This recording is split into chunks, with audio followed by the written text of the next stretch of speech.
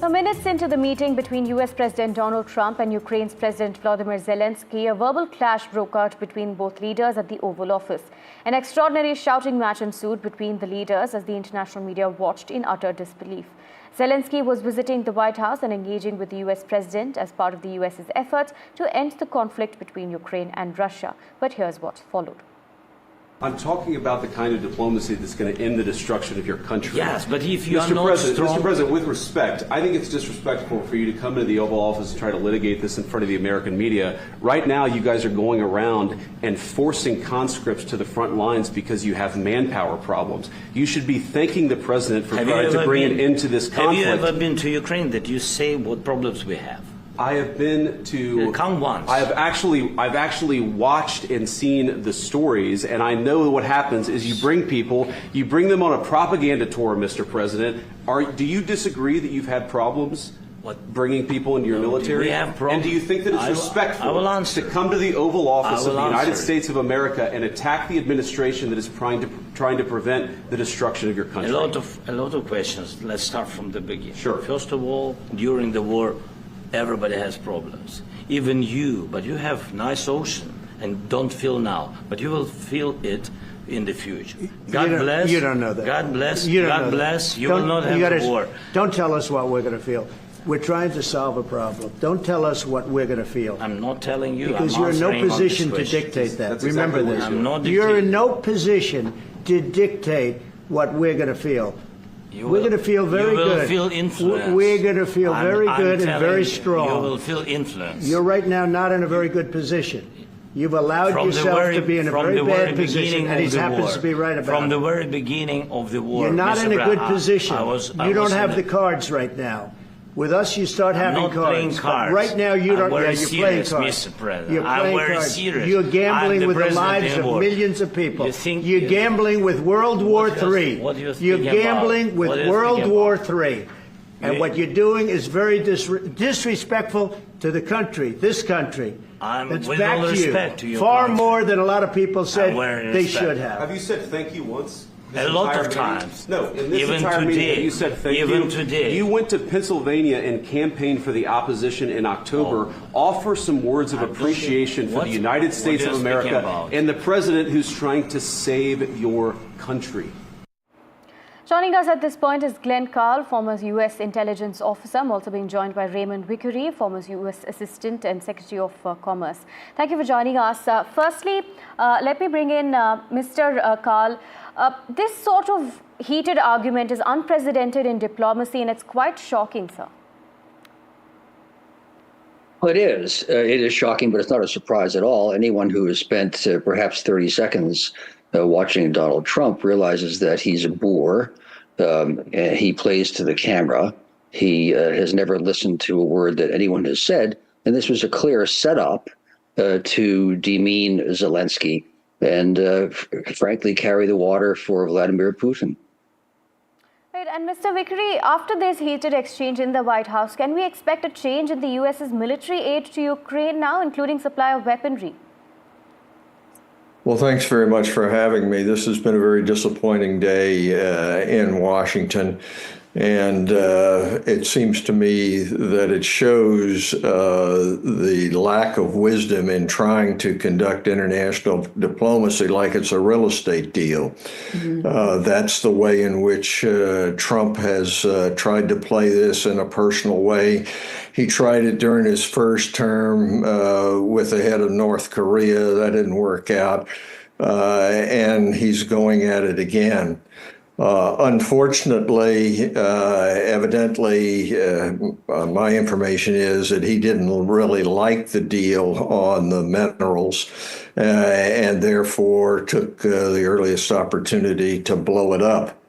This is disappointing not only to those of us in the U.S., but people in India and indeed around the world. We have to have a principled view of how and when you are able to resolve the Ukraine war. It affects what happens with China. It affects what's going to happen with India. And one would hope that India, as now a great democracy, will step up and help provide some of the leadership, which is obviously not being provided anymore by the U.S. I was encouraged as a former Assistant Secretary of Commerce when I heard about a commercial deal, because I believe that the economics and the security are intertwined. But this is not the way you do it. You don't get somebody in and then berate them who's been involved in war for 3 years and has lost tens of thousands of people, if not more than that, and tell them that they are not grateful enough. I think it's plain that President Zelensky has shown many times that he is grateful. Answering your question, it's perfectly apparent when you bring J.D. Vance, the vice president, in the meeting, who has been just a hawk against Ukraine, where this is going. Unfortunately, the president goes along with this. The president has a pre-World War II view of history. America First was his adopted slogan. And at first, people thought that was a mistake, because that was a movement prior to World War II to keep people from opposing the Nazis in Germany. In fact, it was no mistake at all, it turns out. And he has shown that in terms of wanting to get away from Europe and to withdraw into something that he considers to be a transactional way. If you don't get enough money for something from someone, then you withdraw the security guarantees. In fact, there weren't any security guarantees explicitly in this agreement in the first place. So it's a very difficult time. Right. We all need, who value democracy, rule of law, those principles enshrined in the United Nations Charter, as India does, to step forward and try to moderate this and get a movement to peace back on track. But right now and tonight, it's not in a good place. Right. Mr. Karl, as Mr. Vickery was mentioning, Trump was perhaps unhappy with the minerals deal, but now is the deal as good as dead? I am more pessimistic than Mr. Vickery about the deal. It's possible that one will be signed, but I think, although I agree with just about everything he said, I think we need, all of us, to look at the larger ramifications, large as the ones are that we've already discussed, about what has just happened today. Trump, to the extent that he has a philosophy, it's not just transactional. He does believe simply in bilateral deals or transactions, but what that amounts to is two things. The strong do what they want and the weak suffer what they must. And you have an international system, if you can even call it a system, of spheres of influence. This is what Vladimir Putin and Xi Jinping in China have wanted, where we have, from Russia, our near abroad, which is Central Europe, where we are predominant. And wherever we can extend our influence, we will.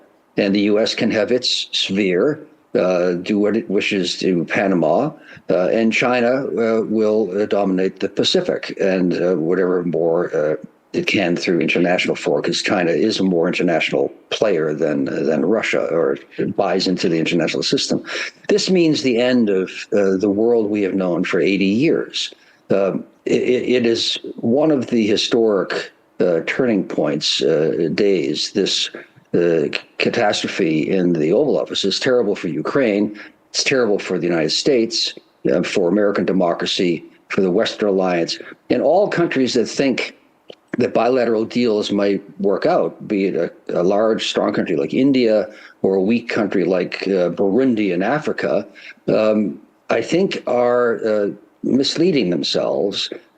Signing a good deal for car imports or textile exports may be good in a very narrow sense, but no one comes out a winner when there are no norms other than that of force. And the rest of the world, other than possibly the United States, Russia, China, and the European Union on economic issues, will be at the mercy progressively now of the great powers. And that's not a world anybody wants to live in. Right, Mr. Vickery, now talking about Ukraine, what are the options before Zelensky now? He has been quite resistant to the idea of a ceasefire. Well, first of all, he's got to go with people who are still supporting him. And there is great support in Europe. President Trump has put out the falsehood that we have provided in the United States more aid than all of Europe put together. That's just not true. So there is some